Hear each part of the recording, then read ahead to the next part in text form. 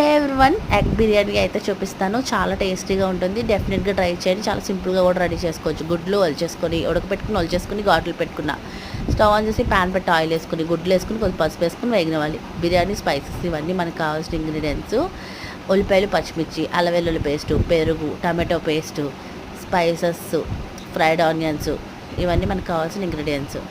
Next వచ్చేసి stove on చేసి pan పెట్టేసి ఆయిల్, నెయ్యి వేసుకొని అందులోకి బిర్యానీ స్పైసెస్, ఉల్లిపాయ, పచ్చిమిర్చి వేసుకుని వేగాక అల్లం వెల్లుల్లి పేస్ట్ వేసుకుని కూడా వేగనిచ్చాక టమాటో పేస్టు, పెరుగు వేసుకుని వేగనివ్వాలి. తర్వాత ఉప్పు, కారం, ధనియాల పొడి, జీలకర్ర పొడి అండ్ గరం మసాలా వేసేసుకుని వేగనివ్వాలి. తర్వాత వచ్చేసి ఇందులోకి కొత్తిమీర, పుదీనా కూడా వేసుకొని వేగిన తర్వాత ఫ్రై చేసుకున్న ఫ్రైడ్ ఆనియన్స్, గుడ్లు కూడా వేసేసుకోవాలి. తర్వాత గ్లాసున్నర చప్పున వాటర్ వేసుకోవాలి. వాటర్ మరుగుతున్న టైంలో రైస్ని అయితే వేసేసుకుంటామే.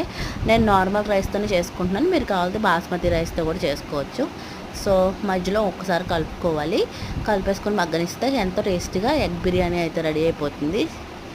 మీరు కూడా ట్రై చేయండి. ఎలాగొచ్చిందో కామెంట్ చేయండి. చాలా అంటే చాలా బాగుంటుంది. ఇది మగ్గిన తర్వాత లాస్ట్ కొత్తిమీర, పుదీనా, కొద్దిగా ఫ్రైడ్ ఆనియన్స్ వేసుకొని సర్వ్ చేసుకుంటే ఎంతో టేస్టీగా ఎగ్ బిర్యానీ రెడీ అయిపోయింది. Do like, share, subscribe for more videos. Thank you.